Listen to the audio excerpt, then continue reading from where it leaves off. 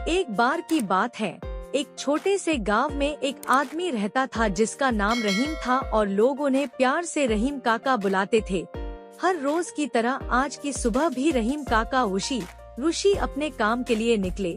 आज रहीम काका बहुत खुश थे क्योंकि 2 दिन बाद ईद थी और वह ये सोच रहे थे कि इस बार वो अपने परिवार के साथ मिलकर खुशी से ईद मनाएंगे।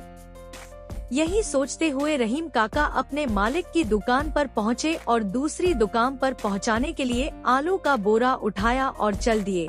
रहीम काका बहुत ही ईमानदार और सच्चे इंसान थे। वह हमेशा अपना काम बहुत ही ईमानदारी के साथ करते थे। आज रहीम काका अपनी खुशी में मग्न ऐसे चल रहे थे कि उन्होंने ध्यान ही नहीं दिया कि आलू के बोर में से कुछ आलू रास्ते में गिर गए हैं और वो दुकानदार के पास पहुंच गए।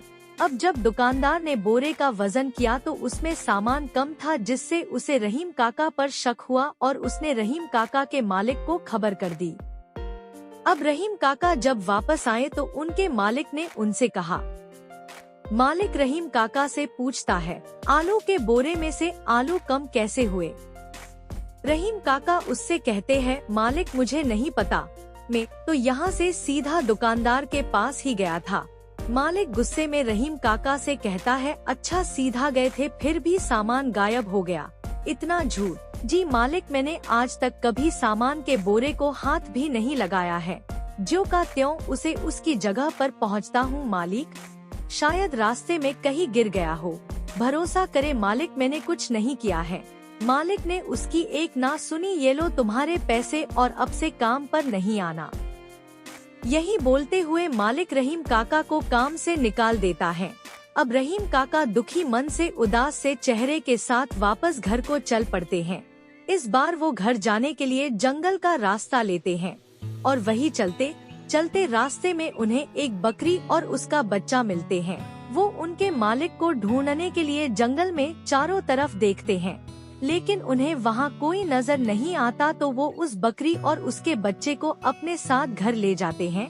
घर पहुँचते ही रहीम काका का बेटा उस बकरी को देखकर बहुत खुश होता है और बोलता है। रहीम का बच्चा खुश होकर कहता है, वाह अब्बू, आज तो खाना खूब अच्छा होगा, लाइए इस बकरे को मुझे दीजिए, आज इसे पाक कर खाएंगे, खूब मजा आएगा।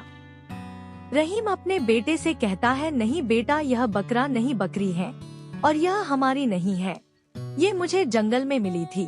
मैंने इसके मालिक को वहाँ ढूंढा लेकिन कोई नहीं मिला, इसीलिए मैं इसे यहाँ ले आया, लेकिन हम इसे मारेंगे नहीं क्योंकि इसके साथ इसका बच्चा भी है। अब हम इसके मालिक को ढूंढेंगे और जिसकी भी बकरी होगी वो हमारे यहाँ से इसे वापस ले जाएगा। जी अब्बू ठीक है। यह बोल के रहीम काका उस बकरी को खूंटे से बांध देते हैं। ऐसे ही 2 दिन बीत जाते हैं, लेकिन रहीम काका को अभी तक उस बकरी का मालिक नहीं मिलता है। तो उनका बेटा फिर उनसे बोलता है, अब्बू इतने दिन हो गए इस बकरी का मालिक नहीं मिला, अब इस बकरी और इसके बच्चे का क्या करना है?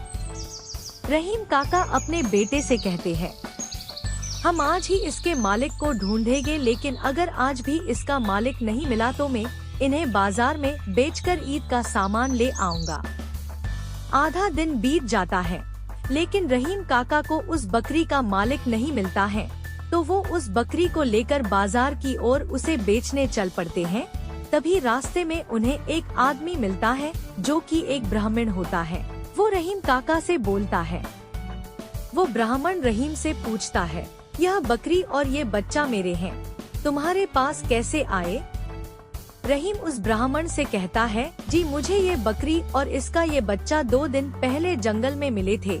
मैंने इसके मालिक को ढूंढने की बहुत कोशिश की लेकिन कोई नहीं मिला। ब्राह्मण रहीम से पूछता है, तुम काम क्या करते हो? जी अभी तो कोई काम नहीं करता। ब्राह्मण खुश होकर रहीम से कहते हैं, तुमने मेरी बकरी और उसके बच्चे का 2 दिन काफी अच्छा ख्याल रखा है, क्या तुम मेरी बकरियां चराने का काम करोगे? रहीम काका उसी से, जी जरूर। ब्राह्मण इनाम स्वरूप उसे कुछ धन देता है ताकि वह ईद मना सके। इसी प्रकार ईद के पावन अवसर पर उन्हें उनकी ईमानदारी की ईदी मिलती है और अपना भरण पोषण करने के लिए काम भी मिल जाता है। शिक्षा, हमें हमारी ईमानदारी का फल एक ना एक दिन जरूर मिलता है। थोड़े कठिन जरूर होते हैं रास्ते पर, हमें सदैव धीरज से काम लेना चाहिए।